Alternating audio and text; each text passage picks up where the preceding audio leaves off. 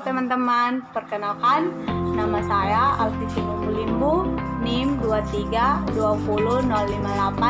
Saya dari kelas A, Program Studi Pendidikan Biologi, Fakultas Keguruan dan Ilmu Pendidikan, Universitas Kristen Wirawacana Sumba. Dosen PKMPU Fitriana Oktaviana Bano, SSI MPD. Selanjutnya, saya akan menjelaskan materi tentang teknik analisis komparasional bivariat. Teknik analisis komparasional bivariat merupakan salah satu teknik analisis statistik inferensial yang digunakan untuk menguji hipotesis sebagai upaya penarikan kesimpulan dalam penelitian komparasional atau perbandingan atau perbedaan dua variabel.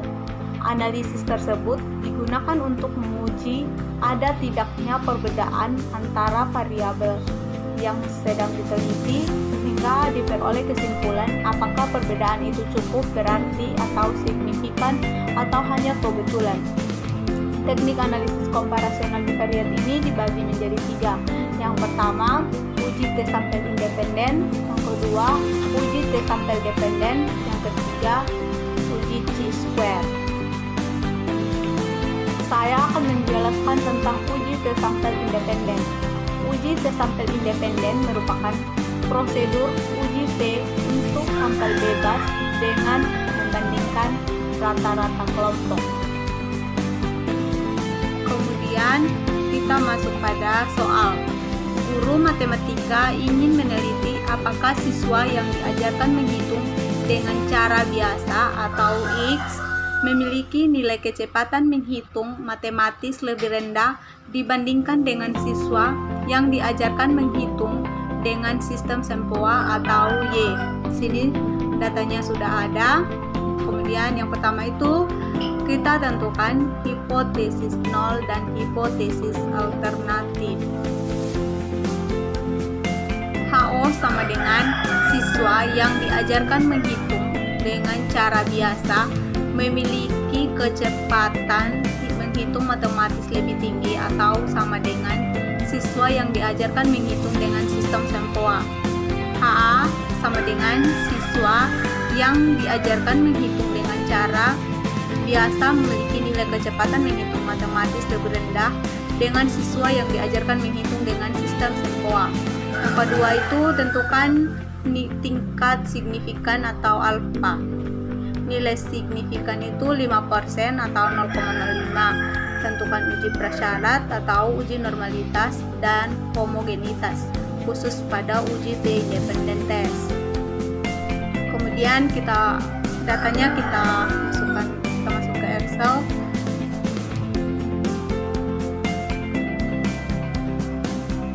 Datanya sudah ada.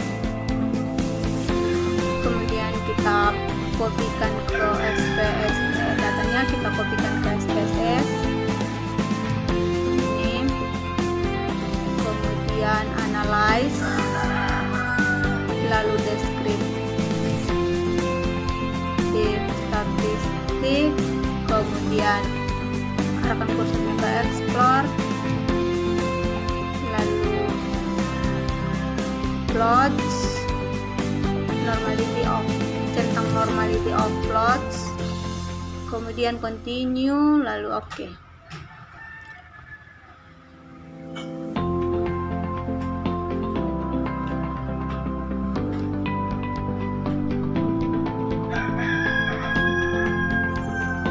Di sini tabelnya ada 3.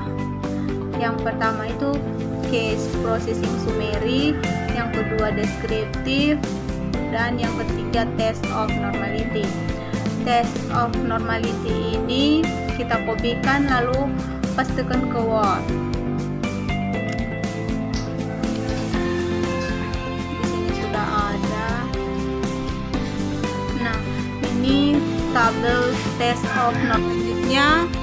Di sini ada tabel test of normality. Nah, jadi dari hasil normalitas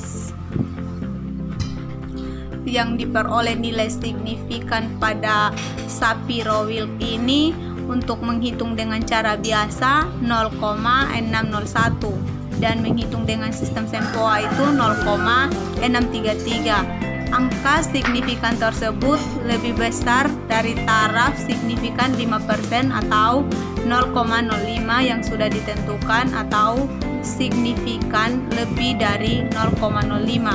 Maka hal tersebut dapat dikatakan data yang berdistribusi normal. Kemudian kita masuk pada uji homogenitas.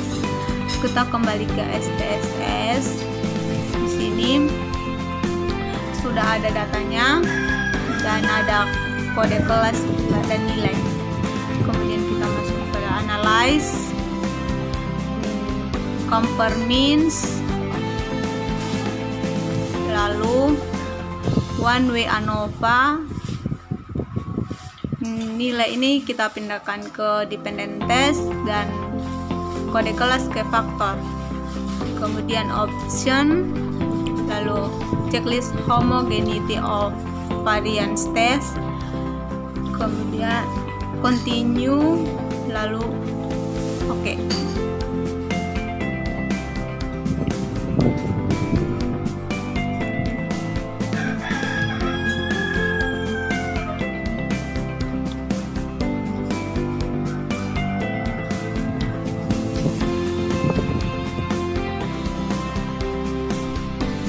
Sini ada dua tabel, yaitu tabel ini test of homogeneity of variance sama tabel ANOVA.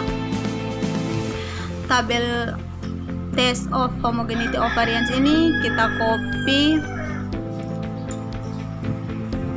lalu pastekan ke Word.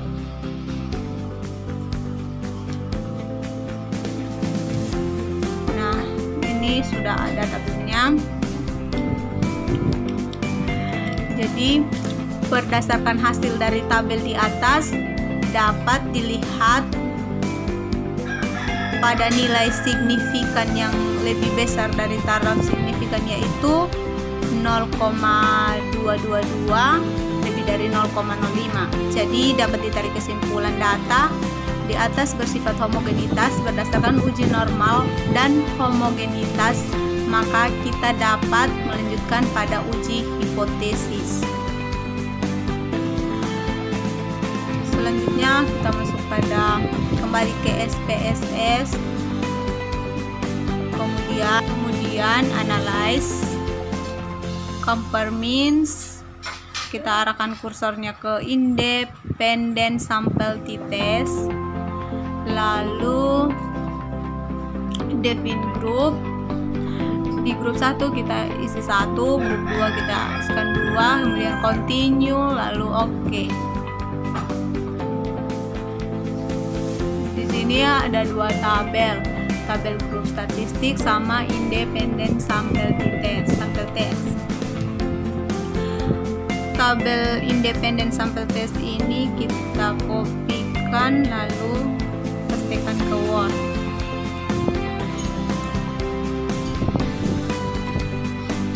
Ini sudah ada. Jadi berdasarkan hasil uji di atas pada independent sample test Levins test for equality of variance ini dapat diperoleh nilai signifikan yang sama dengan 0,22. Ini 0,22 lebih dari 0,05. Jadi nilai menghitung dengan cara biasa dan sistem Sempoa ini memiliki varian angka yang sama. Dengan demikian juga untuk menguji perbedaan dan rata-rata, nilai yang dilihat adalah equal variance assumed. Untuk menguji kesamaan dua rata-rata dapat dilihat pada t-test for equality of means. Pada kolom ini diperoleh nilai t hitung 3,019 lebih dari nilai t tabel 2,0100 dengan signifikan sama dengan 0,06 lebih dari 0,05, sehingga HA diterima berdasarkan uji hipotesis yang dilakukan. Dapat disimpulkan bahwa siswa yang diajarkan menghitung dengan cara biasa memiliki nilai kecepatan menghitung matematis yang lebih rendah dengan siswa yang diajarkan menghitung dengan sistem Sempoa pada pembelajaran matematika. Sekian dan terima kasih.